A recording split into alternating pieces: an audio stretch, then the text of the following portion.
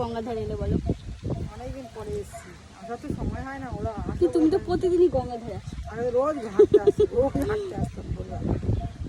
তো এখন আমি তো ভোরবেলার টাইম হাঁটা, আর এখন তো ভোর দুপুর। তো এখন আমি আর আমার মা গঙ্গাধারে এসেছি হাওয়া খেতে। আর গঙ্গাধারে দুপুরবেলা এসে ভেবো না যে বাড়ির বউ দুপুরবেলা গঙ্গাধারে কেন এসেছে। আমাদের বাড়ি গঙ্গার ধারে, গঙ্গার ধারে আলাদা করে আসার দরকার পড়ে না। পেছনে একটা মন্দির আছে, মন্দিরের পেছনেই আমাদের বাড়ি। তো আমাদের বাড়ির যখনই পুরো জল ভরা দেখা যায়। হ্যাঁ, জোয়ারের জল পুরোই দেখা যায়। তো আলাদা করে গঙ্গার ধারে যাবো বলে ওরকম প্রিপারেশন নিয়ে আসার কিছু নেই, কারণ আমাদের গঙ্গার ধারেই বাড়ি। কোনো ব্যাপার না, মানে যেরকম থাকবে ওরকমভাবেই আসতে পারি। ওরকম আগে কিরকম বন্যা হতো মা বলো?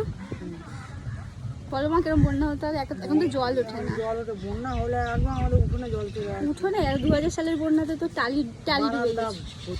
কেন 2000 সালের বন্যাতে কি হয়েছিল? 3খানা টালি বোট ডুবে গেছিলো। আর 2007-এর বন্যাতে পুরো ইলেকট্রিসিটি বোর্ড ডুবে গেছে। আর দুর্গাপুর যখন ফারাক্কা থেকে জল ছেড়ে, এখন আর ওঠে না, মানে মোটামুটি ওঠে, জল ওঠে, মাঠে জল ওঠে। ওঠে এখন বাড়িতে ওঠে না, যেহেতু এখন দোতলা ওই কারণে আরও তাড়াতাড়ি করে করা হয়েছে। তো এসেছে যে কি শান্তি লাগছে, একটু সবুজের ছোঁয়াতে। হাওয়া বলো আর ওই পাখা হাওয়া বলো, এই হাওয়ার উপরে কোনো নেওয়া। কিন্তু সত্যি কথা, অনেকদিন পর মার সাথে এসেছি, হাওয়া খাচ্ছি। মা আর আমি দুজন মিলে, ওই দিকে তাকিয়েছো কেন?